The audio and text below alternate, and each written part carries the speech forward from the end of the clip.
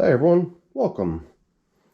What you see here is a new experiment that I'm trying, something I've not yet done before. And if you look closely, you might be able to see the word breed over here. So these are set up as breeder buckets. And the whole idea behind that is that if you put a small number of worms into a substantial amount of bedding, then they're going to just try to create a whole bunch of cocoons to fill that space with baby worms. And the worms that I recruited to set those things up with 12 days ago were actually in the oldest system over here, and this is really just a bunch of material that used to actually be in those buckets. So those buckets were set up as regular composting buckets with the European night crawlers. These were the labels that were on those buckets, and at some point I figured, we were nearing 300 days. There'd been over 20 feedings, I believe. So I emptied all the material in those 3 buckets into here in order to try to facilitate the migration of the worms out of the material. And then 12 days ago, I actually did pull some of the worms out of here to launch off the breeder buckets. So for 24 days now, this has been running this way. So after the first 12 days, we did that haul out for the breeders. And then now another 12 days later, I figured, let's come back in here and give them some more food. So besides pulling worms out, we did provide them with a refresh of the food that was in this horizontal migration feeding zone. And after another 12 days now, 24 days total that we've been trying to get this migration going, I figured we'd give them some more food to keep that process alive. No haul out today, just maybe a little stir up of the finished castings themselves to try to also help drying of that material. And I think at the end we're going to leave the coverings off of it as well. So let's get this thing up on the bench and get to work. So now a little something I do when I've got migrations like this happening is I want to try to preserve the cleanliness of the castings and not let it get littered with all kinds of little pieces of bedding fragments from the feeding zone. So I put in these little dividers, and the dividers are not meant to prevent worm traffic. I'll punch it full of holes just to make sure the worm traffic's not impeded in the least, and then I load it all up, and then the worms can pass through. But what I've got going on here is a combination of 3 separate pieces of material. I thought perhaps another nice thing we could do is actually upgrade the partition wall, and as you can see, it's heavily perforated with lots and lots of holes for the worms to pass through. So I thought we would slip in the replacement partition first. But I'd like to, if possible, expand slightly on the size of the horizontal migration feeding zone here. So I'm going to push over the finished castings a little bit so that we can slip in the replacement partition before removing the old one.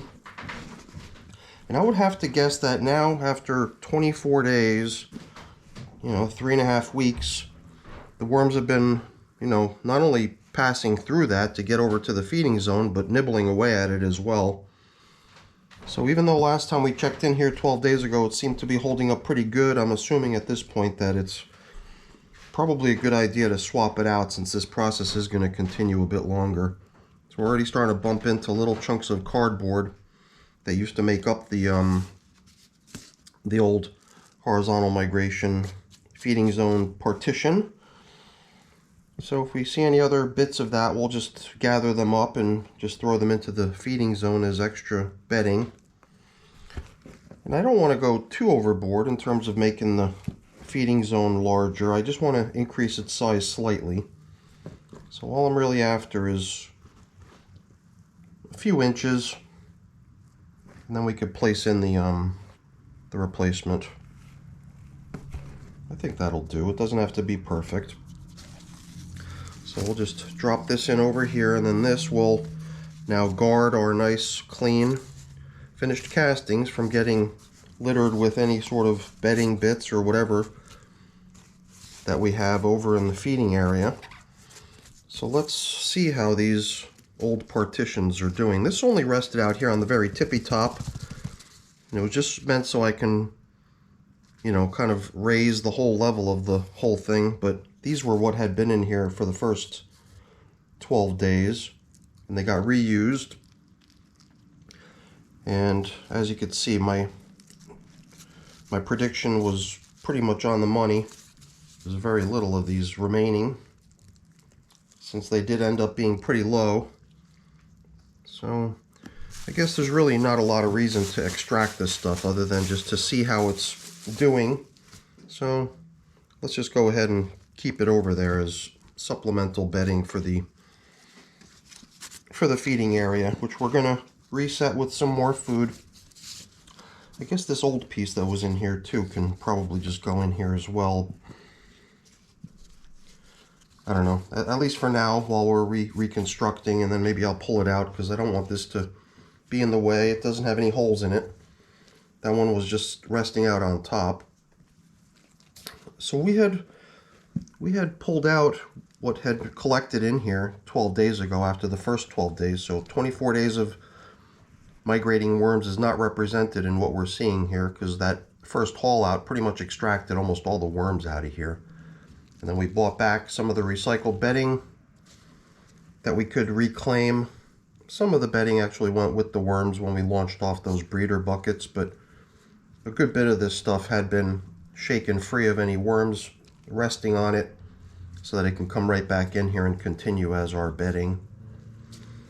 So it does seem like a good number of worms have collected in here once again. Let's just give it a good look, see how they're doing. Yeah, so once again, it seems like we've probably collected another few hundred worms over in this feeding area.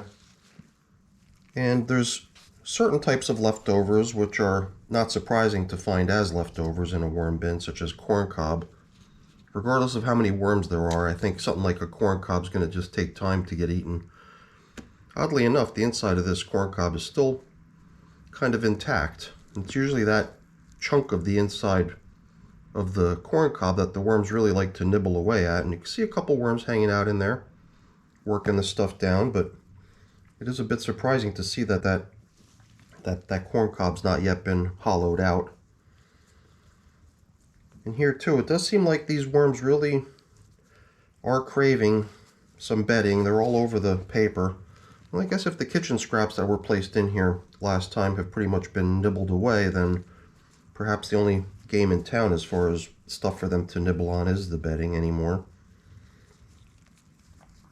And if a piece of corn cob is just one of those slow composting things, that's for a reason. It's not because the worms are taking their time with it, it's because the material probably hasn't degraded to the point where the worms can begin taking advantage of it as a food source yet. So I wouldn't want to treat that as, hey, they've got food already, leave them be.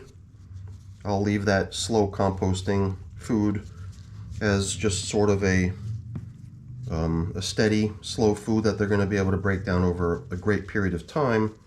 And then I'll come in with more fast composting stuff, like what you see here is a collection of different types of soup greens, carrots, and celery, and other things. There's even some moldy bread in here. Oh, and I hear an emergency vehicle passing by. Alright, so I don't have a whole lot of extra bedding to enhance this with. I mean, those two little dividers that we are replacing now, those are coming in here as a little bit of supplementary bedding, which is cool. And I've got, well, you saw it before, I've got a couple coffee filters here, and those couple coffee filters that were resting out on the top covering cardboard pieces, I think we could use those as a little bit of supplementary bedding. But I think that's pretty much all we're going to do in here is a little bit of supplementary bedding, a reload of the food supply, and then just let this continue. So 24 days, 24 days was what I always envisioned as sort of the average amount of time that it takes for cocoons, worm cocoons, to hatch and the babies to emerge. And that's part of the reason I had been leaving this stuff intentionally for a while, so that any cocoons that might have been left behind by the worms would have time to hatch. And at this point I'm treating this as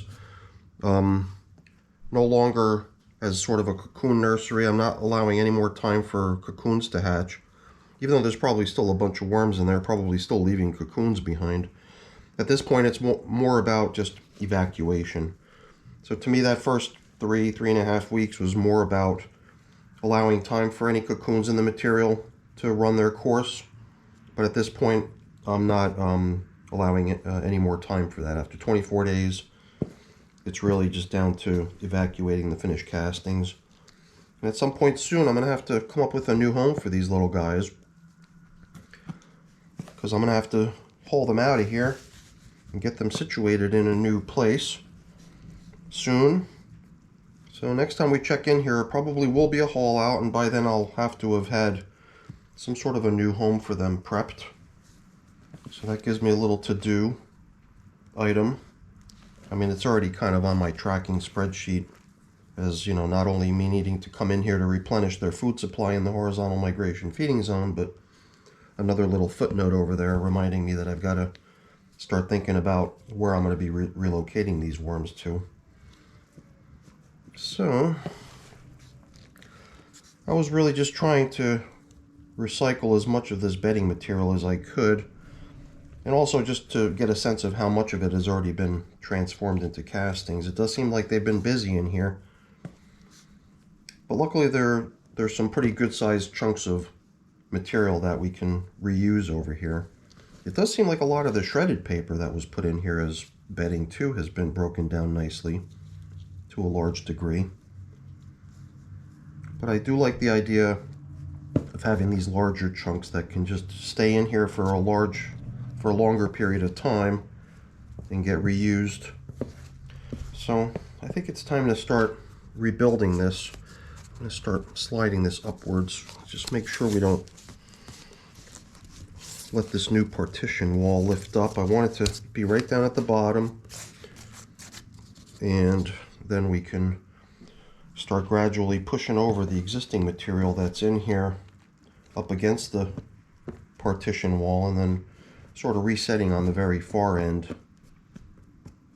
That's kind of the way I like to do it, sort of in this perpetual wedge style. But at this point, it's not a wedge, it's a migration for sure. So anything big I'm putting on the far end over here, any large chunks of leftover corn cob, any leftover bedding materials, all this stuff is going to end up out here on the far end. And now you can see we've increased the size of this thing a little bit, which is kind of cool. I'm going to backfill a little bit here just so I could see its position, roughly speaking, and now I can kind of keep gliding this up a little bit as I gradually work this stuff together. So these coffee filters I'm going to be putting in here is some supplementary bedding, and then those other two coffee filters that were resting out on the top of the container are now going to go in for that same purpose. But other than the recycled partition barrier and these 4 coffee filters, that's pretty much all they're getting as far as additional bedding goes. And then I think we can just progress with the addition of the fresh foods. I do feel like I want to cover up though with something, and you know, since we're not going to be covering up the finished castings any longer, at this point I want to leave that stuff open to dry and become less and less comfortable for the worms to stay in. I think we can use some of those pieces of cardboard that were resting out on the top of the finished castings to now cover up the feeding zone, because I don't want to just leave food like this out exposed to the air. Ideally I would cover it up with some sort of a bedding material. I'm even wondering if maybe it would be to our benefit to just grab a piece of newspaper, just a little something to cover the whole shebang up with. Something that would be easy enough to remove as a whole later, but it would mostly be just to prevent any sort of curious insects from catching a whiff of what's going on down here and coming to check it out. So it seems to me like this might be a pretty good way to cover up our feeding zone, and then we could start bringing back some of these things. Luckily we've expanded the space in here enough that these should fit in pretty good now. And this stuff should keep the moisture down in here pretty good. I'm even wondering now, the plastic coverings, are they going to even be needed? If I put the plastic coverings on here, then everything beneath the plastic will start to get pretty moist. These I'm going to leave out, I believe. And I'm just wondering if these would be better served as maybe just sort of shade covering. And I'll just put the plastic covering right over this newspaper. Let all that stuff below the plastic get damp and cozy for the worms to hang out in and to nibble away at, making that newspaper fair game for the worms to nibble at. And then this is really just going to serve the purpose of providing them with darkness so that they're comfortable coming right up and hanging out on that newspaper. And then this thing here, you know, I don't know, whatever. Maybe we'll just keep it in here because I've got no other use for it. And it shouldn't really obstruct worm traffic trying to come through. It'll just be used as maybe extra bedding next go around. So now, before I close up here, one thing I'd like to also do is to sort of stir up this material a little bit to help promote its ongoing drying. Because whatever's been out here on the top surface has had a chance to dry somewhat by being covered only by cardboard. And now it's going to have even a better chance to dry by just being left uncovered entirely. So my only other thought with that was that since some of the material on the top surface is a bit dry now, perhaps we can combine it with some of the materials that are down lower that's still a little bit more damp than it needs to be. And then maybe we can sort of equalize the moisture levels out here in this material to further dry it and make it less hospitable for worms to want to remain in. Hopefully further spurring on the movement of the worms out of this stuff. And I got a feeling it is going to take a couple haul outs at some point soon when we're ready to start relocating these worms that have gathered over here. Probably at the next check-in we'll start into that. It'll be a couple haul outs before this material is completely evacuated. And we'll just gradually keep doing what we can to motivate the worms to make their way out of it. And that's just the whole idea of me stirring it around a little bit and trying to combine some of the more damp stuff down low with some of the more dry material out here on the top surface. It's all really nice consistency stuff. It all flows really nicely. And as you can see, there's still a good number of worms hanging out in it. And there's still a good number of cocoons in it as well. I can see them all over the place as I'm moving the material here and there.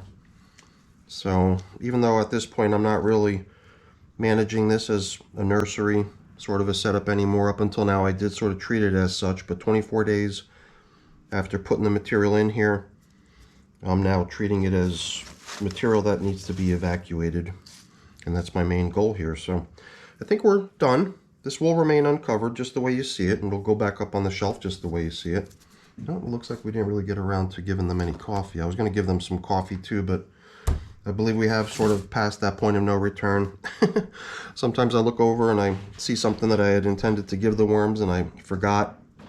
Sometimes I'll back up to the point where I can still incorporate that missed step, but at this point I'm just going to skip it. I think they're good with all those veggies they were just given, those few extra pieces of paper in there. So maybe we'll just let this go another 12 or so days and see how it goes.